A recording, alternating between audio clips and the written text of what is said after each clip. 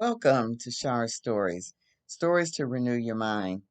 Today I'm talking about harmless mistakes, but even harmless mistakes we want to learn from so we don't repeat them again. We all make mistakes, and some people learn from them. Some people keep repeating them. Okay, Steely Dan. Oh, I'm thinking this is way back with Steely Dan in the 70s or 80s. He had a record out. Oh, so it must have been in the 70s when I was in college. It was about a guy who committed a crime, but they let him go because the lawman wasn't hanging that day. But the guy went right back, Jack, and did it again. Wheels turning round and round.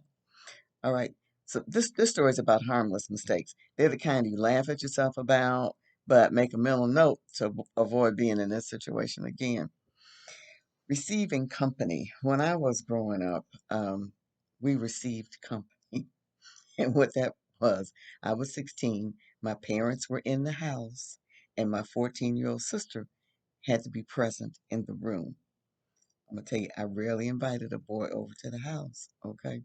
However, there was one boy who was friendly. He was nice and he liked me a lot, so I invited him to the house.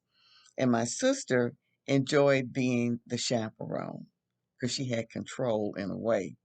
I couldn't tell her to leave the room or her to stop making a nuisance of herself. Okay. Now, this young man had bulging eyes like Marty Feldman. If anybody don't know who that is, Google and see a picture of Marty Feldman. And he had false teeth. And it was rare for a young person his age, because he was probably the same age I was, 16, to have false teeth. I think it was a sporting accident that he had.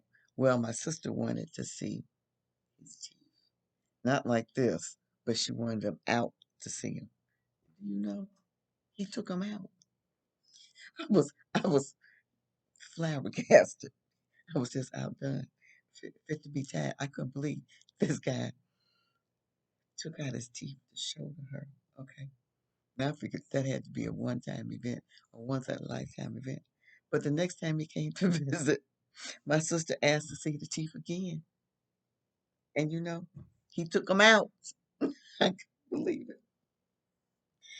That reminds me of Luke 21:19.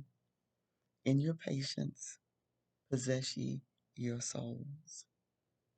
All right, another mistake. This was at work. And often we speak mistakes out, and sometimes we say things that are true, but they're received differently by others, or they're true, but didn't necessarily have to be said. All right. So in the 90s, I worked for Wayne State University in Detroit. I was the director of the Detroit Family Project, and the focus was on teaching parenting skills to families that were in the health department. Health department had 9 centers, and so we had a captive audience. We would send trainers there to train people who were sitting in the waiting room, because a lot of times the wait was quite long, and we have some snacks for the moms and the babies and the young children, rather. And after 4 years of doing this, I was burned out, and I was just bringing too much of the job stress home. So much so that Floyd told me, I think you better quit that job. I'm gonna tell you, that's all I needed to hear. I resigned. I gave him notice, but I had to leave. At my last staff meeting, I made the obligatory speech, how you enjoy being there and blah, blah, blah, blah, blah.